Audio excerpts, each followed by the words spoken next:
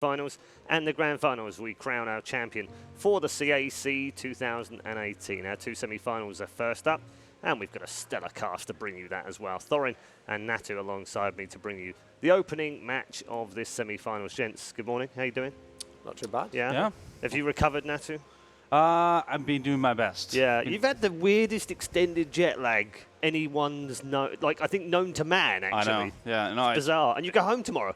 I know. Yeah, exactly. So now I'm maybe getting adjusted to this, and then straight back to trying to get adjusted to time zone back home. So getting wrecked here. Yeah, getting wrecked. But the Counter-Strike's been good, Duncan. Yeah, we've had some pretty good matches, unexpectedly close ones at times. You know, obviously we've had some of the underdogs playing the bigger names pretty close. So I think when you consider we've got a team like Envious in the final, the semi-final rather, who some people thought might be out in last place. Virtus.pro is alive. Yep. I mean, I was joking when we were on the bus that I saw a couple of the Virtus.pro players outside, and I thought, well, are they coming to watch the... Oh, they actually are in the semi-finals, yeah. On the last day of the so event, rare. Been all these events, they're always going out last place. Everyone's sort of like trying not to say anything. Oh, yeah, hey guys, trying not to make it too awkward. So yeah, it's a different world, right? Yeah, it was nice to see Neo on the bus on the way to the event this morning. Let's take a look back at our day one. Effectively, you saw the recap, some highlights in there, some fantastic fans here who've been supporting all the players a lot, with plenty of photographs and autographs going around as well. But the matches themselves yesterday, what did you make of the quarterfinals? Every time Tyloo plays, it's an interesting game. If you notice, they seem to be the catalyst for a good game, win or lose. So that was fun. The Envious Heroic one was a bit more of, I'd just kind of say, like a slogfest. I don't think it was really great Counter-Strike, but, both teams absolutely gave it their best. Both could have made it through. And I think, interestingly enough, it's the matchups that we've ended up with that are kind of interesting here because, I mean, you could have had a totally different style of group where maybe it would be Virtus.pro playing Na'Vi in the semi-finals now, but you can have either two big names go to the final, or you can have two pretty kind of startling underdog teams also have a chance to go to the final. So clear favourites and underdogs, but you never know which way it ends up when you get to the final, which is today as well, obviously. Yeah, Tyloo obviously on home soil, did well yesterday. Can they repeat again? That's one of the questions. But also, as Duncan pointed out, Envy, they got through yesterday. It wasn't the brilliant Counter-Strike between the two, but there were stellar performances amongst them on both sides, actually, for Heroic and for Envy, particularly Scream and Kiyoshima. Yeah, no, as we expected before the games even went live, actually, we said Heroic Envy is going to be one of those scrappy games that's going to be fun for the viewer, not so much fun for the players or their coaches, and that's exactly what it ended up being. And because we know Heroic also, just Rubino coming in, Freiburg hasn't been on the lineup for that long either. He was standing in for Heroic for a while and whatnot. So they're still trying to figure things out. So, it wasn't like extremely unexpected that Envy would be able to go through, should players like Scream and Kill and the likes play really, really well, which they did. Yeah. Today is where they really need to step up, though, Duncan. Start by previewing Virtus.pro versus Tyloo, because they've already played once, and it was close. And I think I spoke to a couple of the Tyloo players afterwards, and they were convinced they should have won that match. And it was just sloppy play, and they made a few mistakes late in the game, but they feel like they should have won. It felt like they were, all the way through the game, they were winning the game. Yes. And therefore, when you feel like that, and the scoreboard reflects it, you should win the game. Yes, I actually did think in that series, on average across the three maps, Tyloo looked at the better team to me, but I got to give it to Virtus.pro. That was like a veterans win. It was. They kind of adapted late in the game. They figured out the things they needed to. They got some nice clutch round wins. Maybe the Tyloo guys felt like they'd won, and therefore, they took it for granted in some of the clutches, and they didn't have the big performances.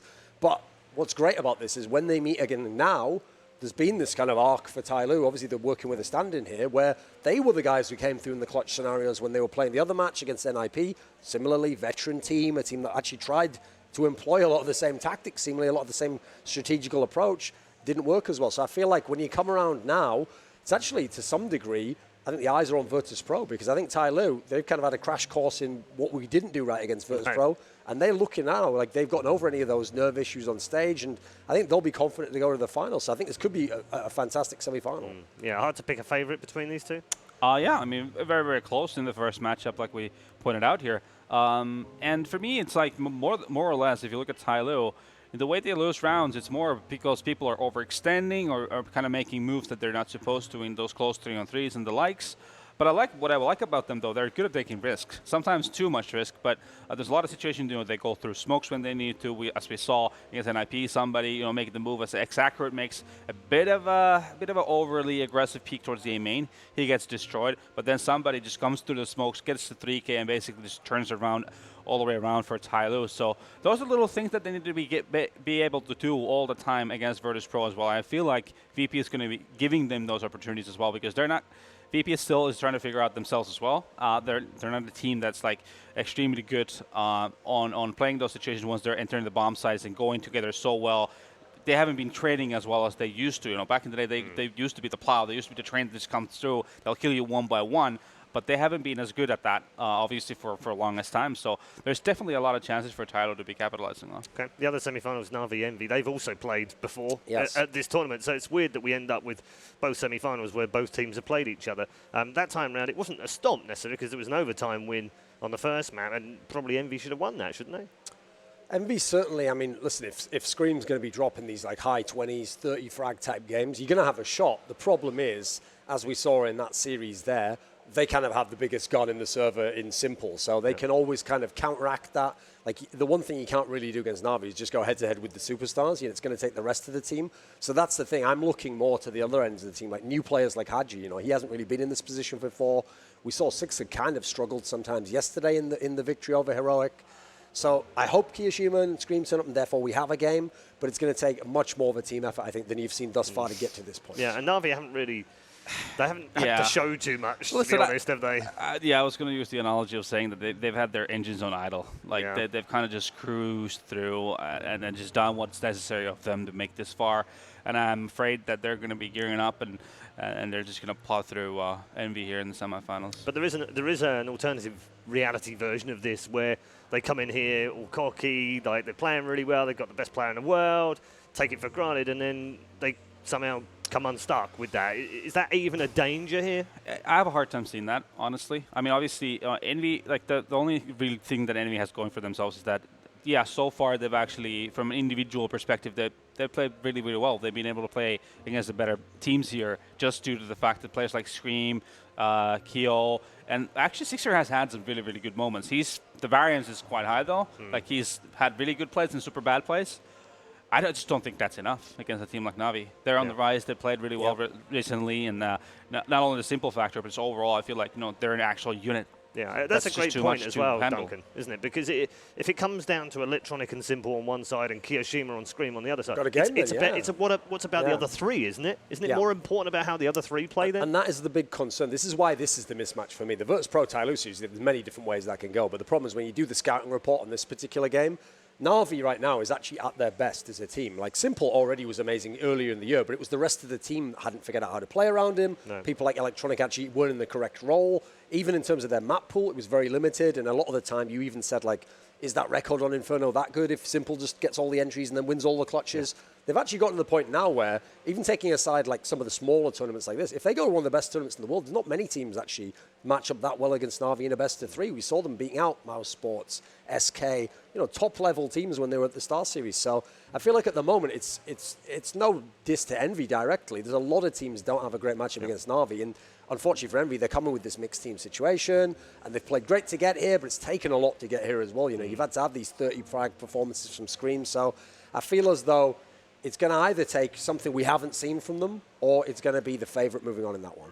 Yeah. Back to Virtus.pro Tyloo. That's our first game of the day. Where do you see the maps going here? Because we've got some form already. We know what they like. Yeah. I'm not sure if there's going to be much change, honestly. No, don't think so. I think Train, Mirage, and Cash are very, very likely to be there again. Right. Overpower is going to go away from VP, and Nuke is going to go away by Tyloo. And then no one seems to want to play Dust 2. Yeah, exactly. Yeah. So. Well, except for show matches. You missed a treat last night, Duncan. Did I? You did. Okay. Yeah. I'll take your word for that one. there were 5-man Salps. What was the favourite strat was your coaching nit strat? The Negev. The Negev. The 5 Negev strat. Yep. Okay. Yeah, with crouching as well. The CSGO developer favourite strat, we call it. Right. Yeah. Okay. They've actually been balancing the whole game around 5v5 Negev play. Really? Yeah. Okay. That's starting Apparently, to make more sense. It seems like it. Yeah. If not, then it's almost like they don't know what they're doing. And I don't want to live in that world where I consider such a scenario, Steady on now. All according to Kikaku. Translator's note, that means plan. But safe word said. But yeah, as we saw in the previous matchup, though, I think the maps are rather equal between these two teams. I felt like, Train could have easily gone the way of Tyloo as well. Mirage is very competitive. Cash obviously went to overtime. So in those terms, I think this is, if we do end up on those maps, which I think we do, it's already going to be very, very competitive. And Tyloo should have had that. They had everything to win it. But as Duncan pointed out, it's just the veteran factor for VP. They managed to hold on. They won those crucial situations, and then that's when they're just going to win it in the end. Yeah. Just very quickly, we're waiting for the teams to come out right now. Pick the two winning semi-final teams. Is it as straightforward, Na'Vi? +1? Na'Vi +1. No, I have a hunch, actually, that Tyloo is going to take this one here. Okay. They were so close last time that all it really takes is a couple of situations going their way. Unless, they've not really been in these situations. They're not used to being in semifinals, are they? But now at least they've gone through playing on a stage match here. The home crowd is going to be there, the whole 9 yards. I feel like they're going to be taking this. Okay. Let's cross across to the stage right now because the introductions are about to begin.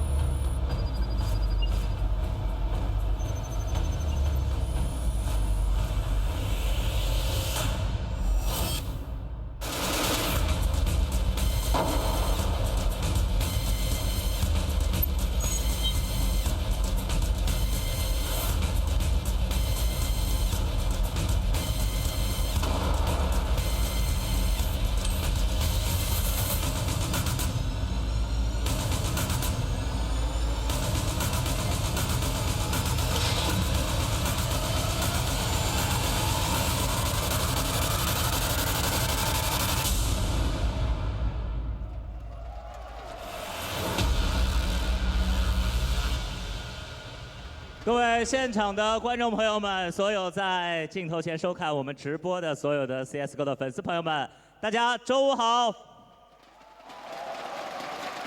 欢迎来到由完美世界游戏主办的2018 CSGO 亚洲邀请赛的决赛现场，我是主持人 BBC。今天已经到了我们最终的决赛日了，2场半决赛，1场总决赛将决出本届的亚洲邀请赛最后的冠军。剩下的4支队伍将为这一无上的荣耀而奋勇拼杀。现场的观众，我想问问有没有昨天就来到这里看了一天比赛的？感觉爽不爽？我相信今天会更爽。好的，在比赛开始之前，我们要感谢 CSGO 亚洲邀请赛官方合作伙伴 Intel、官方推荐外设 HyperX、官方电竞合作品牌玩家国度对于本次赛事的大力支持。接下来队伍就要登场了。第1场半决赛就有我们的主场队伍，而他们对阵的是在此前有遭遇到过的对手 VP， 一个强大的对手，所以这场半决赛一定会非常的好看。好，那首先我们来了解一下马上要登场的第1支战队 Virtus.pro， 一起来看短片。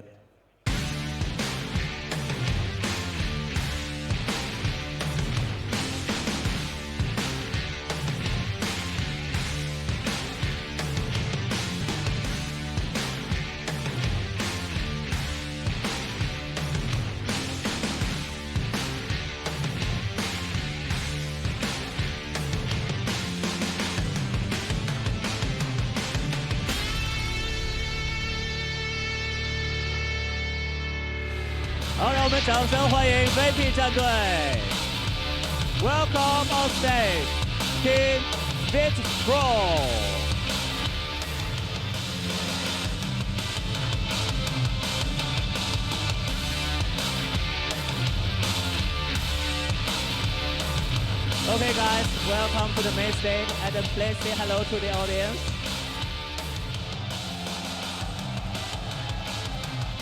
Okay, wish you guys good luck today. And please take your seats and get ready. Thank you.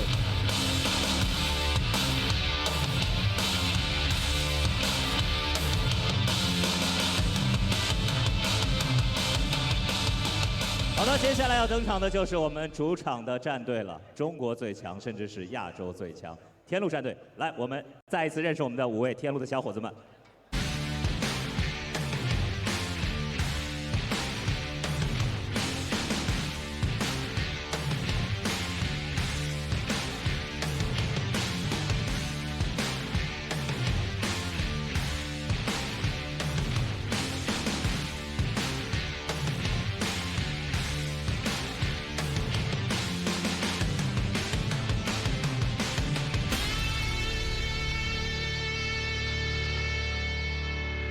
掌声有请天路战队 ，Welcome on stage, Tyloo。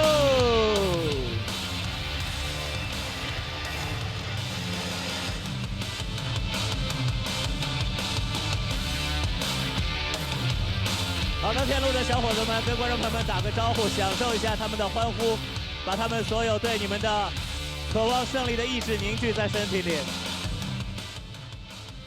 Thank you very much to BBC, our stage presenter, as he welcomes both of the teams to the arena. And I'm still trying to get over Snacks when he came out. Our stage host said, say hello to the crowd. And he just stood there and looked around like the John Travolta gif. Brilliant. Anyway, Snacks takes no prisoners. It's early. It's early for him. Bless him. It's quite That's early. not us. That's not us. That's a very much better looking version of us. They always have a much better hosts, I've found. I don't know why that is. Some countries, you know, Wrecked. You know, I don't know. Maybe I'm in the wrong line of business. Do I just need to wear a dress? Is that what would make you happy? I'm not going that far, Paul. Okay, that wasn't the implication there. Okay. So, anyway, back to us, Yes. as it is now us. These guys are a bit ready and obviously head into the booth. Natty, you've been there before. You've been in these matches, semi-finals, big game. Tyloo on home soil. It's quite nervous, I guess, for performance-wise. But have they got that out of their system yesterday? You would have think so, yeah. I mean, this the first time out, you go to this kind of a situation where you're in front of a crowd, arena, and whatnot. Yes, the jitters are there. And there's always a bit of jitters, but that's a positive thing. It's just you're supposed to have a bit of jitters. Sure. Yeah, adrenaline, exactly. But no, it's full focus time at this point in time. Okay, Matt vetoes. Duncan. Natu said before the break, you know, obviously we should get the same maps here, shouldn't we? They don't really seem like they're going to be any curveballs. I mean, we immediately see the nuke ban from Tyloo. They basically have to do that at this point in time. But likewise, Virtus.pro bans overpass against everyone. Yep. So at this point in time, the real only question is, does anyone want to play Dust 2? And it doesn't seem like it at the moment, so we've already got the expected ones. So we just want to know, is Cash going to be the one that end? So at this point in time, it looks very likely, because unfortunately, Tyloo is a good team on Inferno. So yeah, this is just a rare instance of where there's not really any wiggle room. Like, it's not even that someone could have done a curveball. It would almost be a curveball that backfires against yourself, I'm afraid. It's one of those vetoes where the way it plays out just naturally means we're going to get the 3 maps, and then you add in the history that since the game was really good for both teams, why not just play the same 3 maps again and say, let's see who the better team is? You know, there's not really any reason, even if you're the losing team, to mix it up, because you do feel like you should have won Cash. You did play a good Cash game yesterday. It's a map you like. In fact, Virtus.pro, as we said when we came into it, if you remember, me and Natu, I think, maybe it was Sean on that game, I can't remember, we did pick Tyloo to win the game because of Cash, actually. So, even though Virtus.pro's in the semis, okay, give them credit, they on paper come in as the favourite, I still feel like they've got something to prove and do it again. I think it shows confidence, honestly. It's good for both teams, and neither really went for any kind of curveballs, I feel like. You know, it was such a close affair that I think Mirage was like the only one that was really decisively Tyloo's map in that series. You know, Train, there's a couple rounds that basically dictated how it ended up going, and Cash obviously was an overtime game.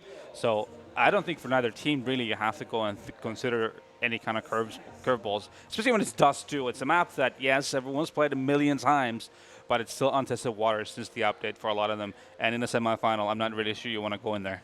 And obviously, if you're Tyloo, you've got to stand in anyway. So you want to just play the maps that you feel comfortable with. You've only had time to run over a few with the guy, you know.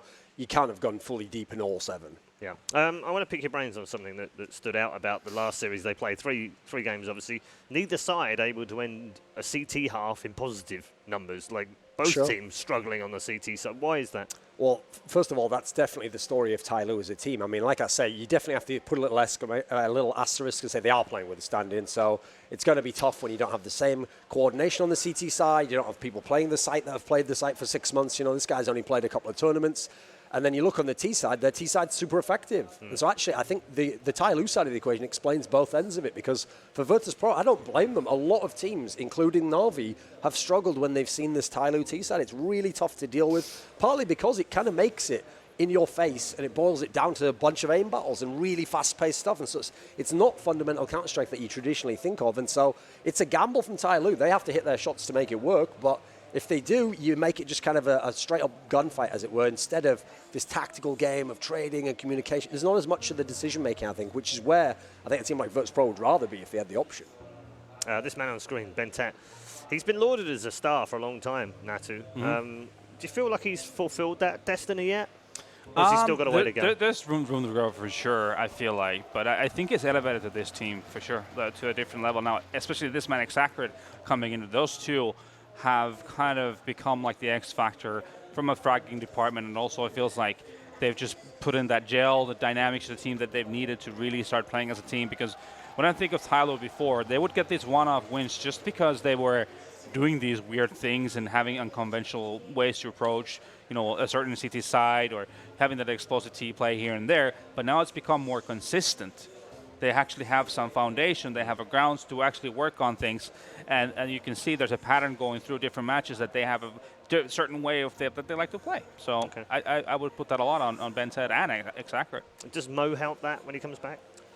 I am definitely interested to see what he'll bring to the equation, because the thing is, he was so famous as being the in-game leader, and he was actually the AWP that used to kind of direct the team around. So in a bizarre sense, with him, how much success they've had without him, you actually worry that maybe it'll mess the dynamic up to bring him back in, because you have to re-shift a bunch of things around.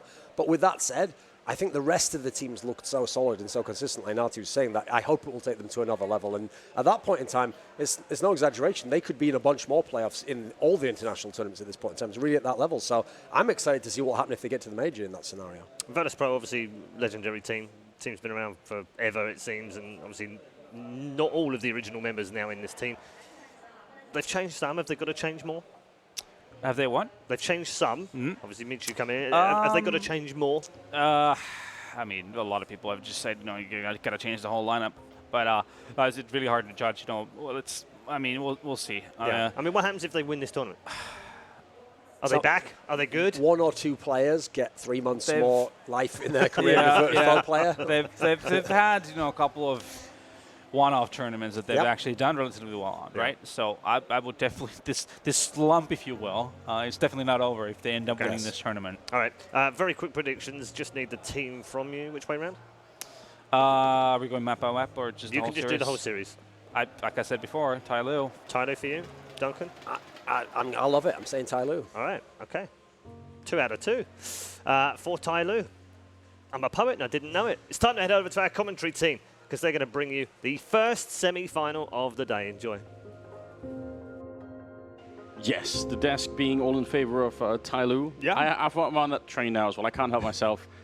Big welcome here to the first semi-finals. I'm with Vendetta, of course, and we're going to bring you down all the action. Same maps as last time. How exciting is that? I actually love that. Normally, you'd like to see some more variety, but considering how the first best-of-3 series between these two teams panned out, I'm loving this. I feel like we're going to get a true winner and worthy finalists. Exactly. I mean, and Tyloo've got, as the desk is pointing out, just one time where they've played on the big stage now, so maybe they feel a bit more confident.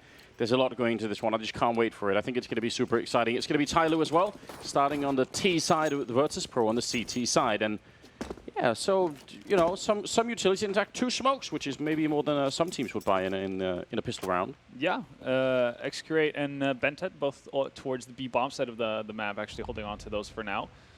And it's going to be interesting to see, actually, if they've set up for something. Again, we know that there's been changes made to Mirage, if they've used the day off or whatever time they've had to practice to actually figure out something new. Because right now they're very split up, DD and AE towards the A parts of the map, AE and Palace, DD by Pit. It's obviously so hard to fix things from day to day, but of small things you definitely can, right? And I think pistols are the least intricate thing in terms of, because you have so limited utility to work off of, that you can actually come up with things rather quickly. But and plans fall apart really quick, especially on the T side when you run into the first USB headshot. It's like, all of the dreams that we had. Yeah. But they've checked out most of the map. They sort of kept an eye on middle. No one's pushing B. Now they're regrouping outside of A. And that's good. Like, even though we saw them actually crush Virtus.pro on this very map in the first series they had, they were one like giant flaw that they had through the game was giving up map control. Well, look at this now. I think Viali and Pasha might actually get smoked off, or at least they're going to have some flashbangs in their eyes. They're all falling back. They're ready for this push for Tyloo. They're doing the same thing as last time Virtus.pro. This actually happened last time they played. Pushing into CT spawn. There's a boost back there to catch all the players coming through. Bialy, last time he didn't really get a kill with it, but he did a lot of damage. And Tyloo were waiting on the edge. This is actually where they got caught last time. They're ready. They're flashing their way in. They did adjust a little bit. Running into Mihu. Great headshots coming through. Pasha to follow it up and taking down another kill. And it's all crumbling. Tyloo getting shut down, very similar style as to last time. This is a deja vu, isn't it? It is. But you could tell that Tyloo had made the observation of when Virtus.pro giving up a bomb site here on the pistol, they go for that tower back in CT spawn immediately. And once again, they did that. This time, Tyloo actually had an additional flash because they knew the rotations were coming in from the B bomb site, but just a little bit off, can't catch everyone with the flash, and end up getting mauled. Yeah, it would be so interesting. Like, this is actually a rare opportunity we could have had to compare like round for round on top of each other. Like, we sort of say, well, what exactly was different? And then, you know, should it have worked? Was Tyloo making a mistake doing the same round? Or should the flash improve and actually have made the real difference here? Bit scary to be out in the middle like that. DD going to hit one headshot, but Neo will get two in return, taking down Xcurate and Bentet and even somebody. So fine round so far. Pasha with the scout, the only one to go down. Neo will go down, and Neo with the quad kill. Not a bad start for Neo. And Neo was also one of the players who had a really big series versus Tyloo. That was on his birthday as well. It was. So he was doing really well for himself. And I mean, if you consider recent form, that's a pretty unexpected quantity, I guess, to have it going in your favor for Virtus.pro, because Neo's been struggling a lot just from an individual point of view the last couple of months. But so far in Shanghai, he's been playing really well.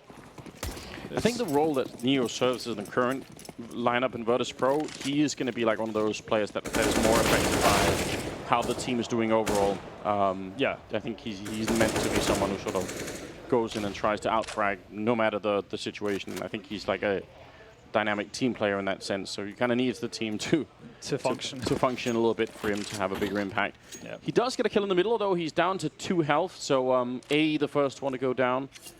And now it looks like they might be setting up for something. Deep Molotov can actually land behind somebody, but he only has a Mach 10, so even if you wanted to sort of push that just to catch them off guard, that'd be very difficult. Yeah. We've seen this boost being very efficient in the past as well, so even though Neo is on 2 HP, as long as he has enough of his distraction, he can do a lot of damage here. Neo's going to go down after finding one. DD made his way onto the side almost. There's not really a whole lot of follow-up on this. No, they're just slowing it down so much. That might actually be very confusing for Virtus.pro, sort of wondering, wait a minute, why is... Where's the rest? Yeah, one guy with a Mach 10, and then they slow it down. There's great flank coming through from Pasha, leaving Xcurate alone. But we've learned so far in the tournament not to underestimate him. With the AWP or any other weapon, he's so good. That's a brilliant Molotov, though, actually forcing him out of that position. And back behind, there's a Molotov on Bialy. If they know where he is, he's going to lose the round immediately. And, well, that's pretty much it. Great grenade coming out from Bialy. Really well read in that situation. Yeah. First Molotov forces him into the corner. The second one burns him out. It's like they're hunting rats in the sewers, isn't it? It's a little bit brutal. It's an unfair advantage to have that much power. Virtus.pro making the most out of it. So first buy round doesn't go the way of the Tyloo. And it's a bit of a different scene than what we saw in the first matchup. Tyloo obviously having a very strong T side, and that's been really the trend for their entire tournament. Very proficient on their T side, a little bit more up and down on their CT, but Mirage, I mean, we had questions, obviously. I think they went 10-5 in the first T side on Mirage, and then we had our questions whether or not they were going to be able to follow up that kind of a performance on their CT side, and they did so on this map. Really, really impressive beginning here for Virtus.pro, looking a lot better at the moment. Xcurate going to be able to take down Neo.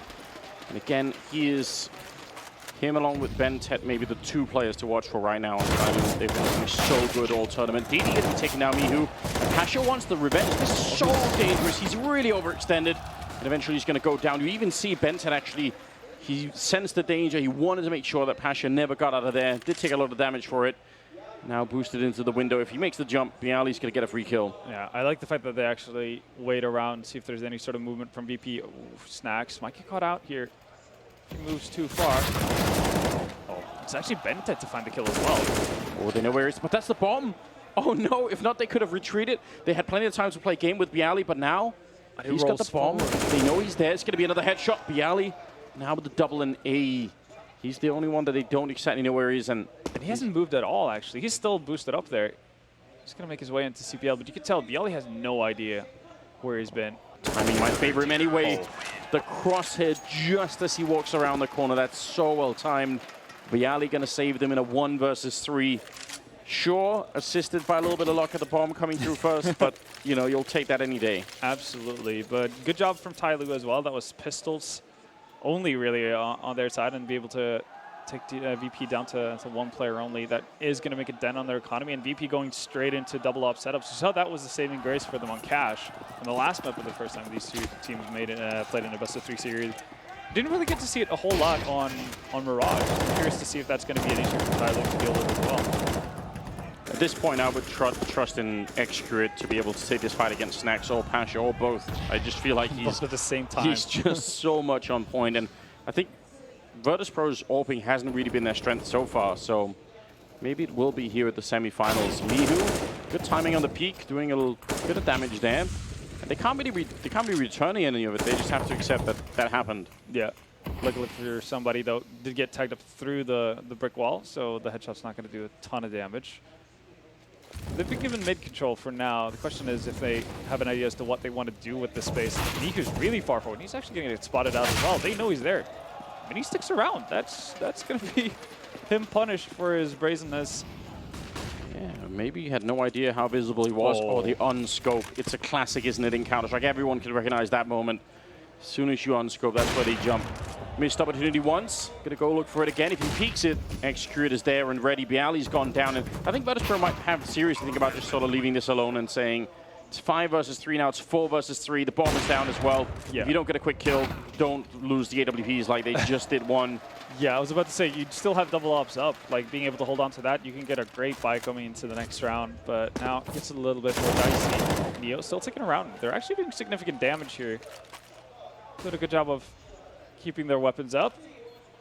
And, well, with that many players removed from the Tyloo side, the likelihood of them chasing is it's not really there. Actually, it's going to be Posh who's going to go on the aggressive and actually posture up here in B-apps.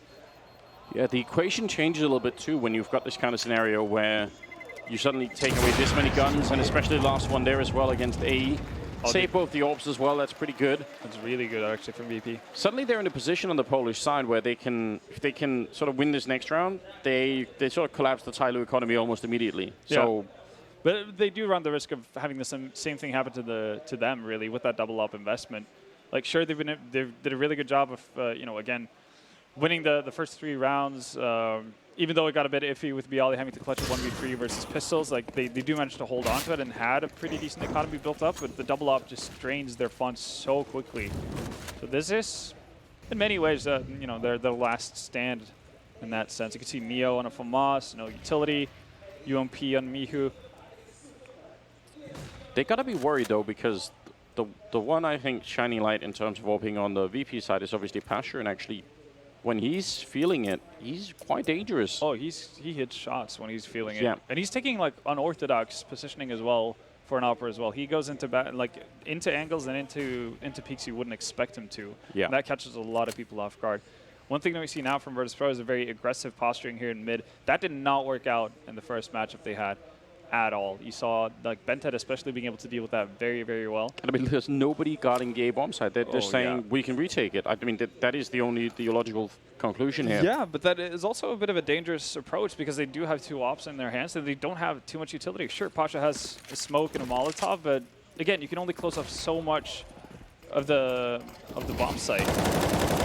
And they also have a FAMAS and a UMP, so you know the ones leading the charge is going to be really tricky. I like this move from Neo though. He's going really aggressive right from the get-go. He's going to be on the backstab here. This could definitely catch Tyloo off guard. Yeah, he hasn't slowed down at all, so the pure speed of it might actually be what does it. He's slowing down a little bit now as Mihu goes down, and Virtus.pro, oh man, they're so far away. They're all waiting on Neo right now to be the one to maybe crack it open. If you can get 1 kill and maybe isolate somebody, there's a slim chance this can work out. There's the one on AE. See if they can finally get into the bomb site. 4-on-4, a lot of time has already passed with the bomb being down, so passive. they are really passive, and I think that could just end up haunting them. Nice little peek from Bentet. Bialy trying to get into sandwich now. His gun is definitely going to be gone. Execute will take him down, and the rest will have to back up again. Saving the double up here. Oh, somebody hunting for Snax, who's missing the kill.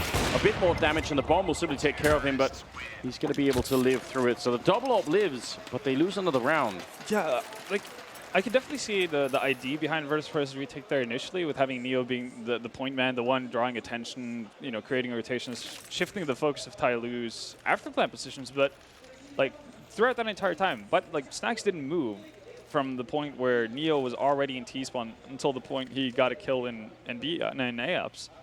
Like no movement at all. He was just stuck in kitchen, expecting probably someone from Tyloo to push aggressively in towards CT spawn, but like.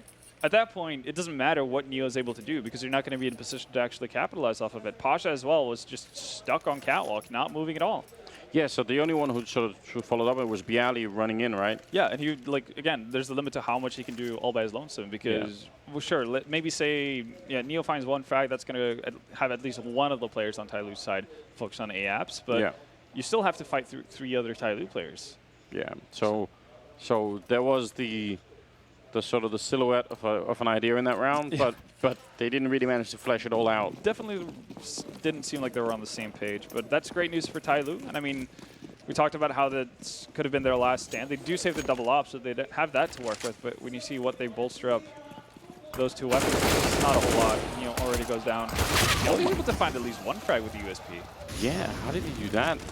Was he already damaged? Oh, what a shot from Pasha, taking down Didi. Bomb plant still delayed just a tiny bit. It should be going down just about any second now. So this time Tyloo, I mean, they had the weapon advantage and they finally got the bomb down, but it's still a 3-on-3, and this double up retake can still be a little bit dangerous, especially with that shadow position. If you shoot right through Pasha, missing a chance. And A with a good follow-up. That's really important. Now Snax going to take down 1, but he's also alone in a 1 versus 2, and they should be able to buy time here. Simply hide and don't challenge him. There's no point in peeking him at this point. Yeah, 2 flashes on AE as well. You could just like throw them randomly up in the air to buy some time, or actually stand up and give Snax the opportunity. Execute though, being so patient about it. He's just waiting for someone to cross, really. Snax is not going to oblige. So once again, Ops stay alive on the VP side, but another round in the favor of Tyloo. So, I mean, they've saved one of the ops now. They've had a good luck saving all the ops. They're actually buying another one in this round, Virtus.pro. So they really are insisting on the double op setup. But they've lost 3 rounds in a row. And for Tyloo's point of view, I mean, these haven't been 3 rounds where it's been like they've had to run into rifles all the time.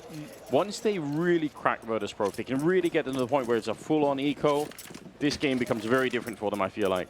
Yeah, no, definitely so. And for VP, they're just kind of banking everything on their double ops coming into play eventually. They have focused a lot of the sniper firepower towards middle and B, really, but Tyloo seem insistent on going towards A. They haven't been that keen on actually taking mid control. They weren't really all that keen on taking mid control even in their first matchup as well. Like every now and again, they would go there immediately to see if they can find it. Find an early opening and so on. And outside of that, they didn't show too much of an interest. DD is going to smoke off over towards B at least. We'll see. I think window smoke, in fact. Yeah. And we've seen somebody in a lot of these cases here be the point man from underpass instead of having Bentet sort of move out first. But he's going to get picked up by Pasha. It's a good return kill for Snax there in the middle. So they get the opening frags with the op. The problem is they lose the same amount of players. They're going to be taking down AE, which is a big difference there. But Bialy able to secure that kill. So he could still be a bit isolated by Bialy. Luckily for them, Snax is coming into the middle, so maybe they can help each other out.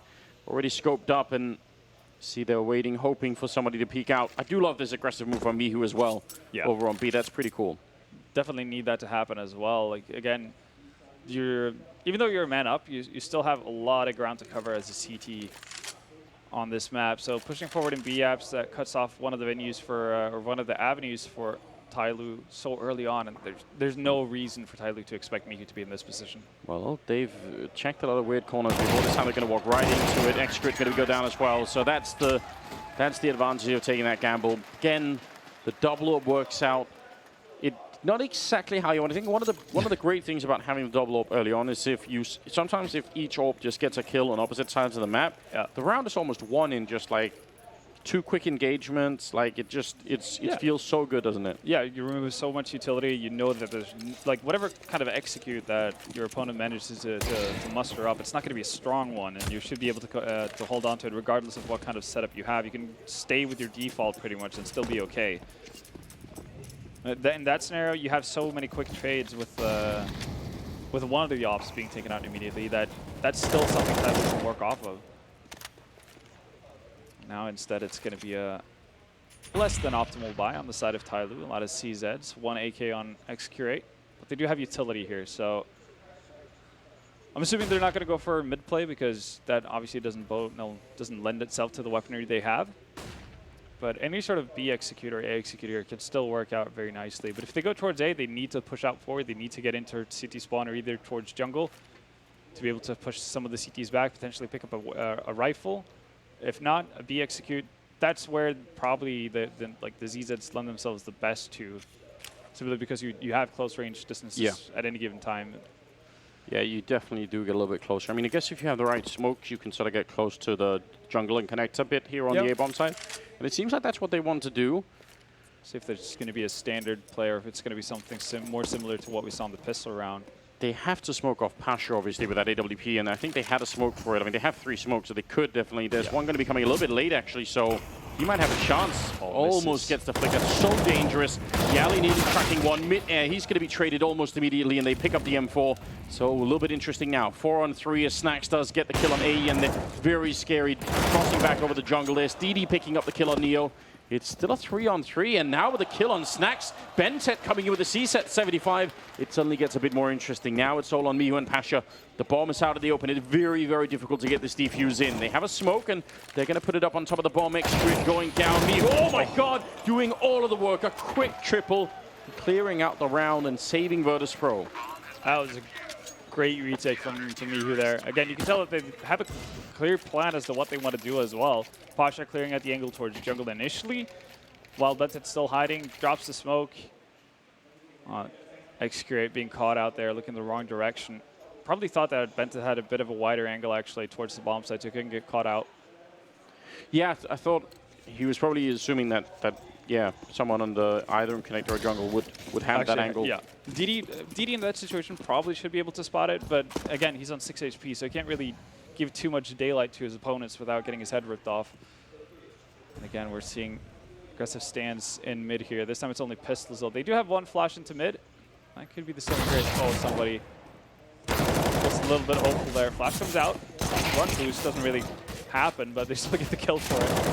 Yeah, they just run for it. Good counter grenades coming out here, and you can see Neo having a pretty good time just cleaning up some of the kills.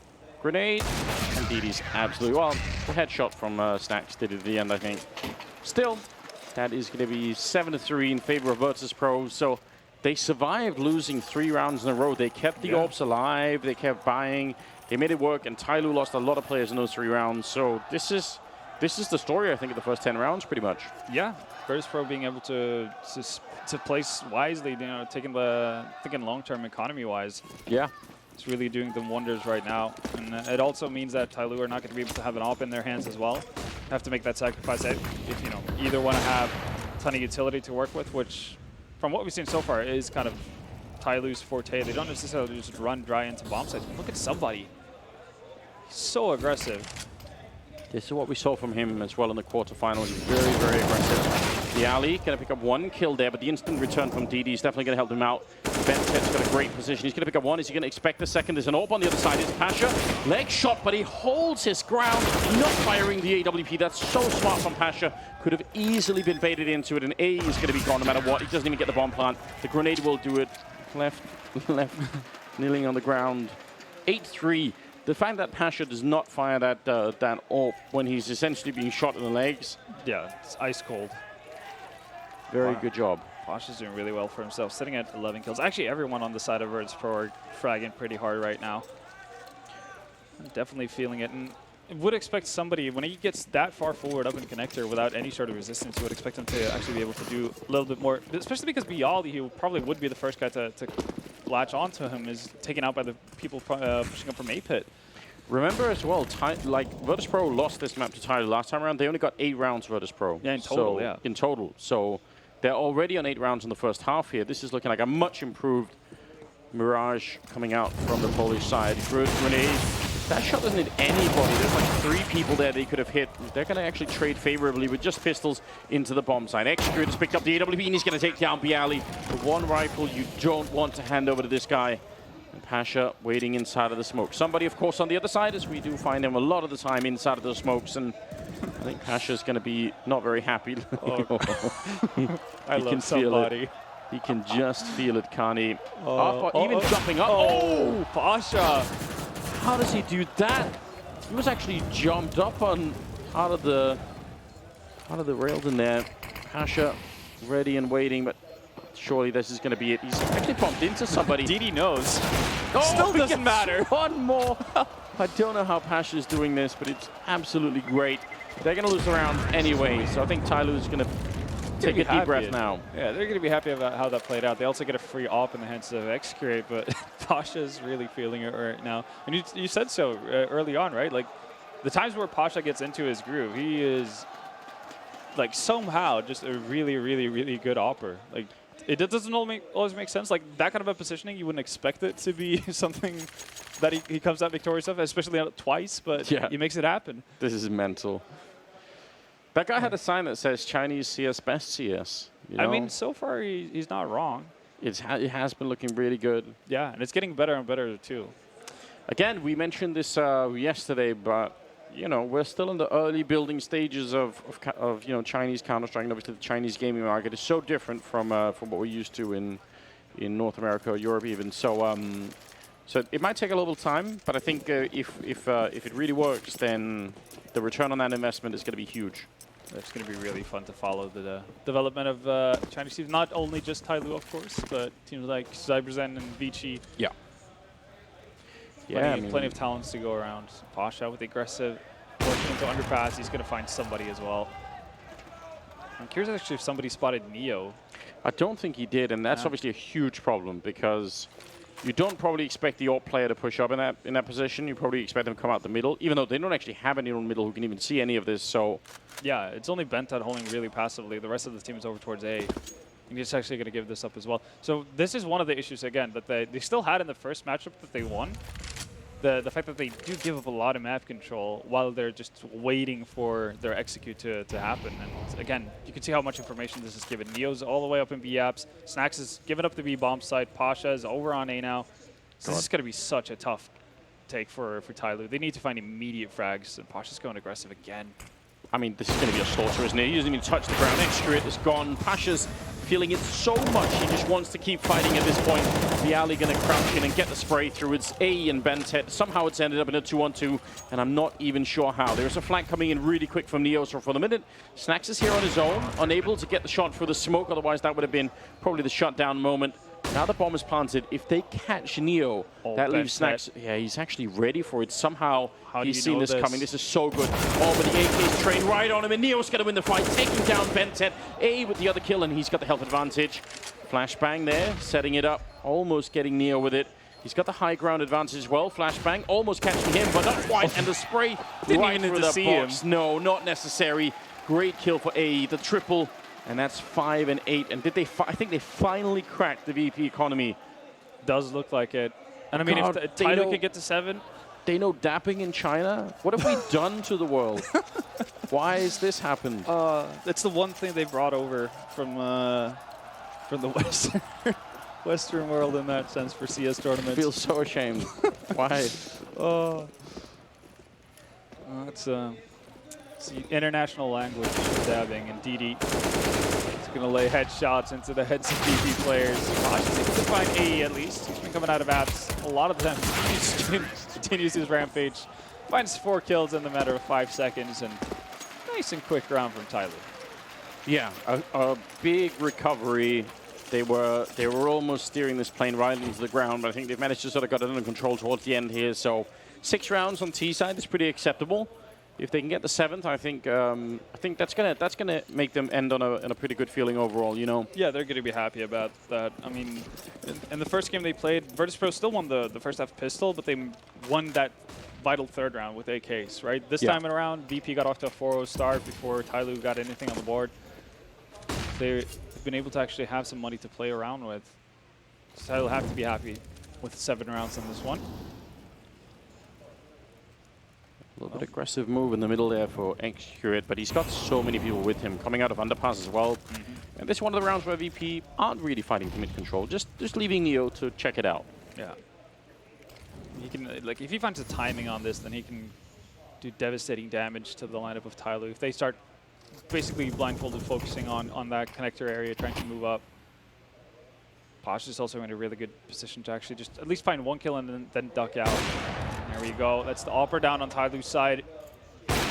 Oh, DD. Picks it up and Asha lingered around maybe a bit too long. Mihu doing an enormous amount of damage to everyone on the inside. He's just so good at these multi-kills. I think that's the 3rd or 4th triple that he's had so far in the first half. 9-6 in favor of Virtus.pro, which is a great beginning here for them, obviously. They're going to be quite excited. Much better than it was last time. Absolutely so. Pasha, 17 frags in that first half. Really having an impact with the op. And again, just Virtus.pro doing such a good job of holding on to those early op investments. It just pays off. Yeah. No, absolutely right. I think there's another thing that's a little bit different here. I mean, I seem to remember last time one of the ways in which Tyloo also just did very well is that they were able to win so many of the aim battles against Virtus.pro. Yeah. And it seems like the Polish team is much more ready to play today. Like they individually just, you know, doing 10-15% better, which can sometimes be enough, you know. Oh, yeah. If everyone is feeling that way, definitely going to feel the combined impact of it. Quick restart of the round here, and we'll see. I mean, if Tyloo can win the pistol, we've got a real game on our hands. If Virtus.pro win it, it's going to have to be a long grind back for Tyloo. It is, but it all starts with the pistol round, right? That's where you can kind of close the gap immediately, get an easy start into it, and end up in a similar situation as VP did, right? Where you actually have somebody to work with when the first buy round comes in. You don't necessarily get too stressed out about the fact that you lost the first rifle, all that kind of stuff. That's going to do a lot for you to just calm your nerves. And again, I'm interested to see. We saw somebody not having the greatest of experiences on the first half here. Yeah. Only sitting at 4 frags, not being able to do anywhere near as much as what he did the past couple of games. We've seen them on Mirage through Underpass, but we have also seen when he's had poor T-side performances, he gets extremely aggressive on the CTU side to kind of make up for that, and usually finds a lot of success. Molotov into the window. Does force back the player that was playing there, Neo. Trying to see if he can catch anyone. They've made it onto the bomb side almost for nothing here. They will be losing Neo. He's finally going to get taken down from AE, but the bomb goes down. Now it's a 4-on-5 retake. Mihu charging through. He gets a quick double, looking for the 3rd, and he's finally going to get shut down from Bentit, which is a huge kill coming in here from the Indonesian player. If he didn't get that, it would probably crumble almost immediately. Pasha going to get one, turning around the P250 in place. Somebody going to take him down, and Bialy, the last one left up in the apartments. Execute, can he find him? The bomb is ticking away, so Bialy can play this game all day, just waiting for it. There is a diffuse kit though, and that's what Execute is going for. So he also finds a smoke. Oh, what a find. Inside of it, looking. Bialy trying to guess the angle. He's not got it yet. One more second. Oh, my God. Inside of the smoke, and somehow he gets the defuse. Bialy is going to be furious about this. That is just like the pot of gold you find at the end of the rainbow for Execute. Not only do you find the kid, like that's the complete intent of him going over there initially. He wants to find a diffuse kit. Otherwise, he can't necessarily chase after Bialy. Bialy's going to have so many sound cues to work off. Yeah. Just bail the hell out. Instead, just finds a smoke as well, and that forces Bialy out. Not able to find the angle as close as he were. But man, that's a much-needed round for Tyloo, and what a swing that could be to the game. It's a good illustration, isn't it, of how much, especially in a pistol round, that combination, smoke and diffuse kit, does wonders, doesn't it? Yeah, what a great pickup. Well, that definitely opens up the map a little bit more here. Now they have bought on the some upgraded pistols, at least on the VP side. Execute not really interested, but yeah, they're still going to be able to run him down. Some good return frags, and they should be relatively safe here. Almost Bentit fumbling about with the quick switch. Yeah, that's dangerous. Pasha, at the very least, is kind of stuck in ladder room. So the second somebody comes out here, you'll probably see a rotation coming out from the... Well, it's not even going to be necessary. Leaves Neo always lonesome down in mid. He doesn't have too much hope of getting much done. He does have the bomb in his back, but well, not many avenues to a bomb site that's going to go unscathed. So not a devastating loss in this round for Tyloo, but just some of it seemed a bit unnecessary. Yeah. And Bentet probably is going to think twice about quick switching. 9-8, and well, they've got AKs early on. They've obviously got the bomb plant in the pistol, so not too surprising. Just the one Galil, and there's head armor on everyone on the Tyloo side, so it should be perfectly fine in that sense. Yeah. Well, not a lot of utility. Virtus.pro, though, trying the same kind of recipe that we saw Tyloo do on their T side, but nobody's there to challenge them in mid as Neo moves up. Rattles up a couple of shots, so at least that gives the indication of the knowledge to Tyloo that there are weapons in play. Yeah, it's always interesting. You always feel like a lot is dictated by how that first rifle round goes. Like if you win it, that's great. But even if you don't, you wanna get it into like a 1v1 if you can.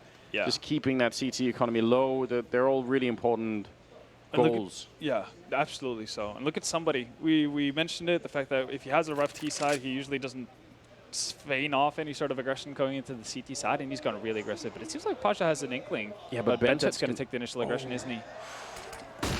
Turning around for the flashbang, he still gets a headshot. Bentet there to follow it up. I actually was worried because I thought maybe he drops down towards from the apartments area to hold off Cat or something. That, or even just that he should have been there to distract them, you know? Yeah, because obviously it's very hard for them to check the corner if Bentet is shooting at them from the hallway, you know? So still, good return from Bentet. Super important right there. Yeah. Good trade fragging, which, I mean, trade fragging is like the most basic level of Counter-Strike that people still somehow manage to screw up. Yeah, you it's know? the Alpha Omega, isn't it?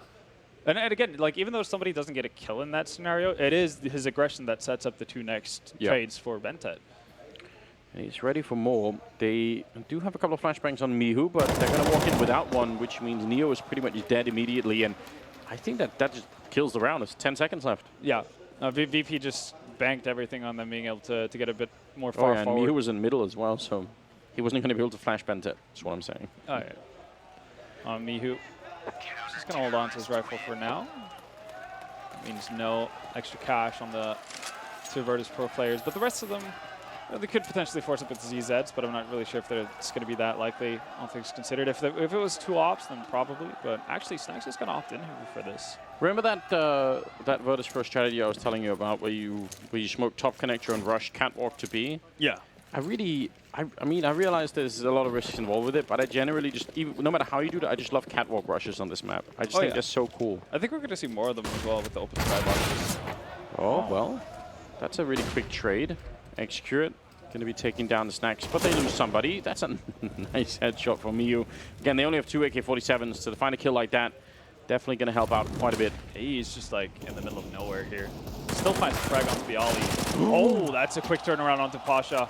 That's a massive kill. You shouldn't have been able to do that, especially not with the FAMAS. That might have actually turned it in their favor quite a bit. Neo's very low on health, and again, Miu, who has been having just an enormous impact with the triple kills in some of these rounds.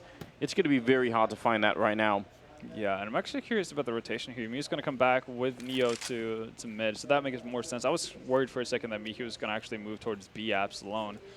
They're going to group up. They know that they don't really have the HP advantage to play with here, and they certainly don't have the man advantage. Look at Bentet's great position, though. This is incredible. And he can just hold this. He doesn't really need to be affected by the fact that they're planning or something. Obviously, he'd want to delay it or take down the bomb planner if possible, but he doesn't need to go off the fact that VP potentially makes sound over towards B. Just relay the information to your teammates, have them set up being close to kitchen, and then retake together. It doesn't really matter all that much if VP get a plan in this kind of scenario. He's going to hear the smoke behind him. If he's there to get even one kill, then it's pretty much GG for the round. And there it is, especially on the bomb plant. And now Mihu, so much trouble, trying to see if he can follow it up. And I don't really blame him. He obviously knew that he was flashed. But that is great news all around. Tyloo surviving 3 players. Virtus.pro, no bomb plant, which means no buy. I think if they'd had a bomb plant, they would have bought. Yeah, they could have. They would have been like 3-8 on Snacks and Neo, so they would have had AKs and armor at least. And the rest could have had all the utility. Yeah. Instead, they're going to halfway buy up, which is perfectly reasonable. This adjustment from AE is so good. It is pretty much what saves the round. If he doesn't get that follow-up frag, then like it's free pickings really for the A-bomb site on Virtus.pro end. Yeah, the only other one that we've had Cat like doing anything with the X-Create trying to get a gap shot through jungle. Yeah, that's really which tough. is very hard to do, obviously. Oh, nice flash. DD. Hiding inside of the smoke, trying to get out live. He's going to go down anyway to Neo, but tried his very best. X-Create going to get completely picked off as well. Very close range there. And A hoping to find more kills. This is going to be Pasha almost lining up for a double. That would have been lethal. Again, this round is very, very close. And Neo is coming in with a flank. A on the bomb site. He hasn't guessed anything yet. This could be the thing that turns it out in favor of Virtus.pro. He's just behind the box now. Oh no, Neo, 1 second earlier, he would have been able to catch him. Now, A actually might have the advantage. He's just waiting for it. He's Gonna really keep well the gun positioned. out. And Bentet's now walking in as well in CT spawn. He's been spotted for a minute now. They're getting closer and they double team him. Very smart play. Very well done, but they still need to get the bomb plant down though. Yeah, Bentet moving out. He's been spotted, so they know where he is. Are they going to stick on the A-bomb side or try and run? They could run the bomb to B if they wanted to. But Neo is waiting for it. Bentet going to walk in to the AWP. Triple kill for Neo. And Virtus.pro pick up a round that I'm not sure they should have been able to. They definitely shouldn't. And we saw this actually in the first map as well. DD in a very similar position. I think it was Pasha he ran into as well in that case. Instead of falling back on the first flash, he still sticks around. The second time he gets flashed, he drops forward into the smoke. Did the similar kind of thing this time around, but at that point he's already been spotted out by VP players, so they're just going to fire through the smoke. Like they know that they already have one player past it, so he needs to be inside. There's a limited amount of hiding space. They didn't see X-Create falling into the underpass. Ooh, that's a bit interesting. Timing is everything. 2 people waiting. It's too much. There's a lot of damage on the snacks though, so he's pretty softened up. Somebody on catwalk. VP using the utility now just to check out all of the most likely angles. They've just won an unlikely round. They really don't want to give it back. Yeah, they want to be as safe as possible. Bentet though might find the timing here. Smoke goes down though. That's really timely for VP. And even though there's 2 players from Tyloo here going aggressive, they might be just moving themselves out of position here to really fend off anyone from VP. Oh. Wow, you need to sink that first bullet if you're going to have a shot at that. No. That one shot at this. So on point, Bentet. Like, the focus is just way off the charts, isn't it? Yeah. Even, like, throwing the smoke, then re-peeking and just seeing the orb is still there, and then waiting for the shot, then peeking to kill the rifler. Like, it's all very cool. But that doesn't change the fact that it's 11-10, and Virtus.pro are in the lead, and Tyloo could lose this first map just based on how hard it is to maintain the CT side economy. That could, I think that if they end up losing it, that probably is going to be the main factor here. And that was the thing that VP did so well on their own end. So it remains to be seen. Quick aggression into mid again from VP. Miss Molly though. Oh, X-Create actually finds a double tag there. Neo goes pretty low. Yeah, all running with a UMP and spraying. It's so good for that kind of play as well. It's still a 2-on-2. That's a big kill for DD, and somebody going to be able to pick up the last one there. What a brutal battle going on in the middle. They saved the other AWP, so somehow they luck into a double setup. The fact that X-Create gets that double shot, I can't even believe. He was obviously not ready for it. Oh, definitely not. And that makes the life of DD so much easier. You can spend a couple of bullets on Neo and then solely focus on Pasha. He's already fired off 1 shot, right? So he's going to need the kind of the cooldown timer to really be able to fire off a new one. They're just loving it on the Tyloo side, aren't they? They get so excited. It's so fun to see. Oh, but look at this timing. Oh my God, Neo taking down A even after revealing himself with the first one. That's a massive way to open the round.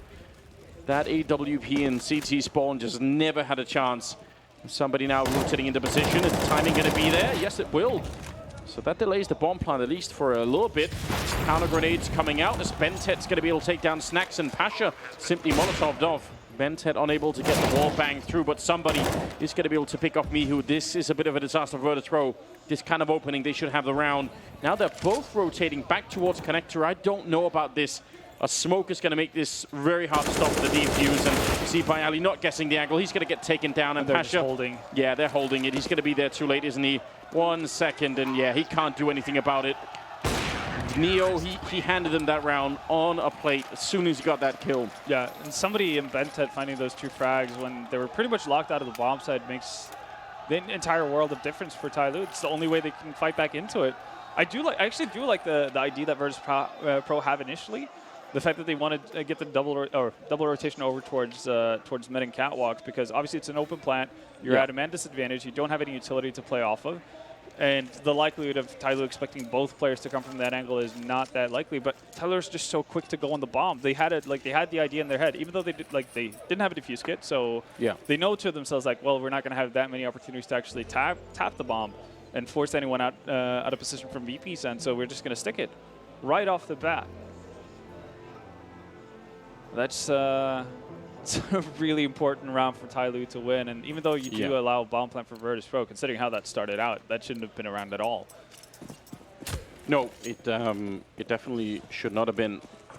But VP are getting a lot of success with this immediate aggression, really, on their end.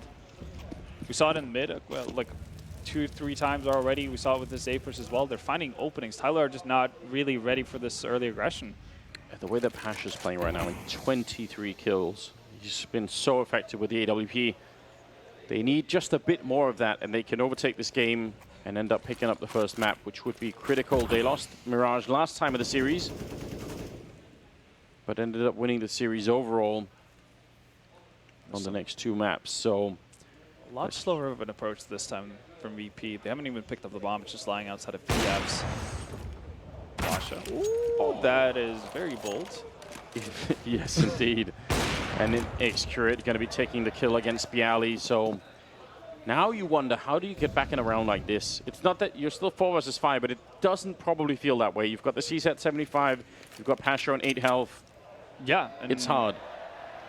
Some of your utility has gone away. You don't necessarily have the same pincer points that you would have had with Bialy alive in apps.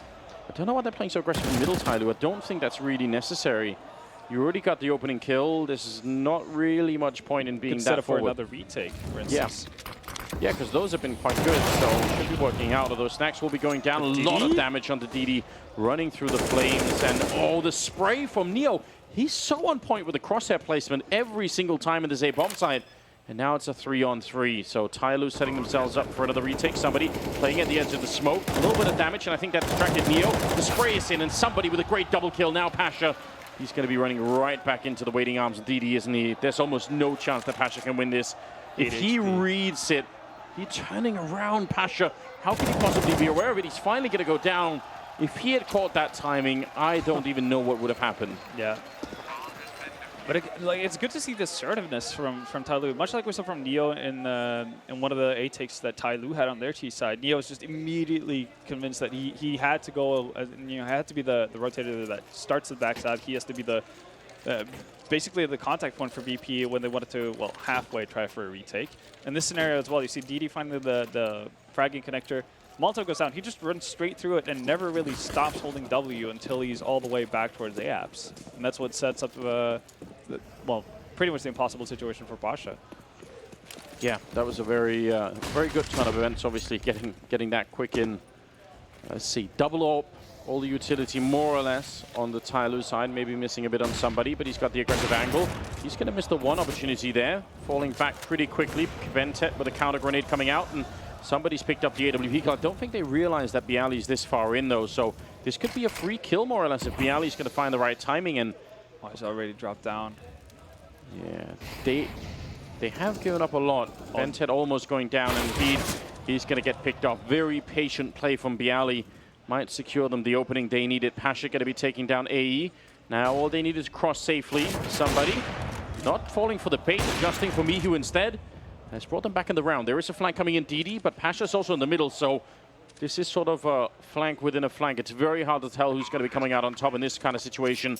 The bomb goes down. Xcurate very worried about someone being in here. This retake. They have 2 ops as well having to come through kitchen. That's so awkward. The rotator's taking too long now as well. Oh, he wins the fight regardless, so that might actually set them up. I thought he was going to go down, sneaking in there now. Somebody, can he make his way out? No scope ones. They're going to lose somebody in the meantime, and there's the win from Virtus.pro. 12-13, a massive round. Bialy, patient play, really slow, waiting for it. He ends up with a triple kill. and wins the round for his team. So important. Oh, absolutely. Just a miscalculation from Tyloo there, not seeing the possibility of Bialy having snuck through that Molotov. It's really what opens everything up. You can see how clueless Bentet is to the fact that anyone can be there. Somebody's gotten into probably a little bit too of a passive position for my liking. But nonetheless, Virtus.pro able to capitalize off of it. And that should have been the round that took Tyloo to 14. Instead, they're going to be back on an eco. Yeah, they're definitely not out of the wood yet. I feel like they need to keep the pressure on right now. And they have been, again, struggling with the economy so much that it's turned into a very difficult second half here. Flashbang, but I don't think Virtus.pro are going to be that worried. They've got so many people in here that should be able to cover, no problem. And but he's going to get mollied out. Yeah. It's a nice enough idea for Tyloo. Yeah, worthy of an attempt. They haven't obviously invested too much into this as well. DD, very aggressive in AAPS, finds 1 kill as well. And Excurate hiding behind the smoke here. Oh, finds the timing onto Pasha. Ooh, Gets a kill with the AWP. Oh no, Virtus.pro. This is just against pistols. If you lose this round, that could be the map gone almost immediately. A is going to be going down, but Excurate, he wants more with the aggression. Sneaking in the flashbang in his eyes. He's going to be going down. That leaves somebody alone. He gets a headshot with the USP. And Bialy's a little bit low on health. This is dangerous. Even with the USP, you've got to be careful. And Bialy, he's been winning so many of these, but right now, they need him more than ever. Somebody just having the high ground. Bialy wondering if he should go for the bomb plant. He's going to go for the challenge instead, and he wins it. Another triple for Bialy. And that's the round. 13-13, tying it all up. And I think Virtus.pro calling for a pause now. It's got to just get their resting heartbeat back in place. Yeah, that flashbang on XQ8 was obviously, that was very important. Yeah. But you see how very quickly Tyloo are able to make a lot of it of a little. Just that perfect timing onto Pasha from XQ8 to find the op and connector, immediately turns that into a second frag, which creates more time for AE actually to stay alive. Eventually it gets forced out by the Molotov usage and everything from BP, but it does set up Tyloo in a really, really good position. I mean, you could argue the fact that Tyloo, maybe after they've gotten the position, they know that none of the VP players have actually been able to make it towards the site. XQ8 could go more passively, but again, he's been finding so much success with actually being aggressive, so I don't think you can necessarily fault him too much for giving it a shot. Double ops coming up again for Tyloo. This time on AE, though. So somebody's going to be holding with a rifle. Pasha with the mid spawn, actually. Oh. So he's... Yeah, they've gone quickly to mid, but look at Tyloo as well. They've got 2 people towards Cat. Yeah, and I think Snacks will have had Benthead running a bit on top of him. Not that that's necessarily a huge surprise, but it's interesting to see flashbang. Oh. If he repeats it, Pasha's got it. That's such a great setup. Flashing him off the angle. When he repeaks, Pasha's there to take it. Smart play from Virtus.pro. Question is, will they expect Bentet, though, to be catwalk still? Well, now that he jumps away, that's not going to be the case either. They might go for a B crunch here, and I don't know if they can really handle this. This boost is at the wrong time at the current point of the game. Somebody goes down, Mihu right underneath them, and they know there's going to be a second player there. Bentet takes one with the FAMAS, but they're ready and waiting for it. Coming up behind him, Pasha not even waiting for the rest of the team, getting the kill. AE somehow picking up one shot there in spite of the fact that he should have been dead to Bialy, and Neo allowing for Pasha to cross into the bomb site. A great round for Virtus.pro. Really well engineered, especially the way to get the mid-control with the flashbangs. Just good stuff. Really well done. Such a bold move from XQ to actually re-peek after that flash. You have to imagine that that is specifically set up to actually clear you off the angle on catwalk. Yeah.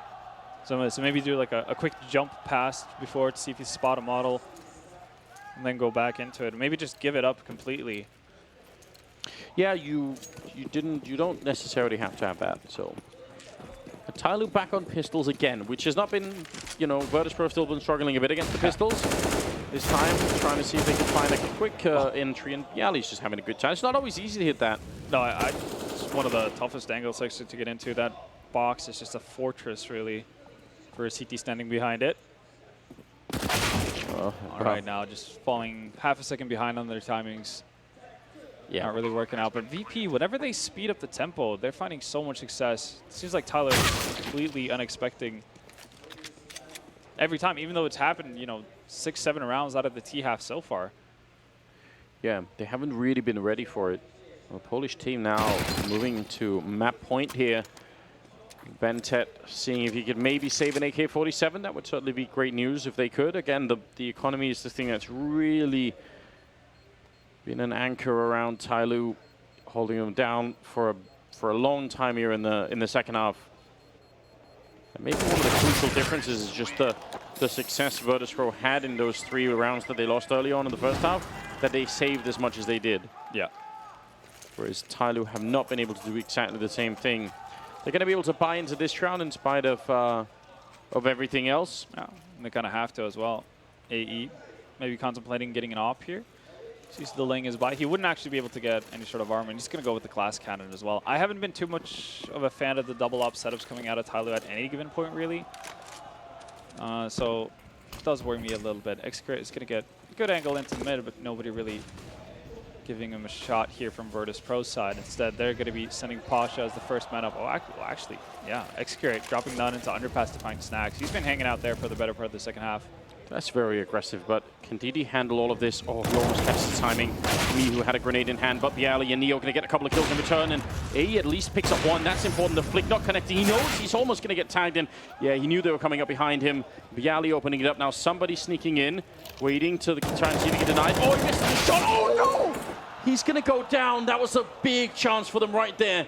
Somebody trying to set up for the big double kill, and Bialy's quick enough to pull out the rifle. Bentet's still going to get the one on Neo. So now it's a one-on-one, and this one is going to be for the map. Bialy's been playing out of his mind in this game, and he's going to hit the headshot. The quad kill to bring Virtus.pro the first map, 16-13 with 33 kills on Bialy. An absolutely great performance from him here in the semifinals. Really well done. Yeah, and the most impressive thing with all of these frags from Bialy is that so many of them were in clutch situations. So many of them were there's just this deadlock between the two teams, and you're thinking like, well, in most scenarios, Tyloo should edge this. And Bialy comes up massive. I kind of lost count on how many 3Ks he had throughout that game. He was playing such a good game. Really impressive, obviously, and last time they lost this map, 16-8 to Tyloo. This time they end up taking it 16-13. So that's a huge improvement for Virtus.pro, and just a really good sign. Yeah. Obviously, the panel are going to be really excited. Paul, were you guys expecting this at all? Possibly not. As far as the experts are concerned, I'm pretty sure they thought it was going the other way around on this map, like it did in the group stage. Thank you very much, gents. We'll come back for game number 2 very shortly, but let's get the views from Natu and Thorin right now. I mean, first of all, before we talk about the match itself, we have to talk about Bialy, not just because of the impressive scoreline and doing the 30+, but every time it was seemingly in a clutch position, he was the one that came up big for them. Yeah, this was pretty much the definition of impact frags. Yeah. Because I actually don't think Virtus.pro won this map. Bialy won this map. Like, they were in so many losing situations. Down men, unable to get onto sites.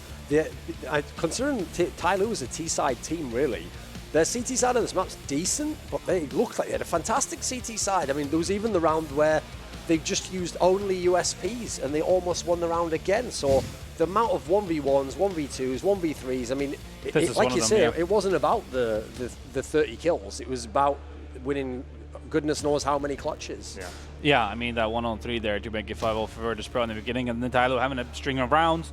And that was, like, I have to give a lot of credit to Virtus.pro for the resilience, because they were in an economic pressure throughout that first half. I don't think Tyloo's T setup was bad at all. I think they played very, very well. And VP tried to respond by actually playing passive in all the rounds where Tyloo was doing a straight-up hit towards the bomb site. But unfortunately for them, they were not able to win a lot of those after-plan situations. You know, someone's on a monster flank, but not able to capitalize as well as he could have, and so forth and so forth. But yeah, I mean, Bialy, the man of the hour here for sure, winning so many important situations, having so many kills that there's always like that situation in a, let's say like a 3-on-4, 4-on-4 situation where that one kill defines the whole round. Basically, it opens up the puzzle. It enables someone to come from behind, and then basically the defense, be it an afterplan or before an attack has happened, will just open it up for him. So yeah, just hats up for Bialy.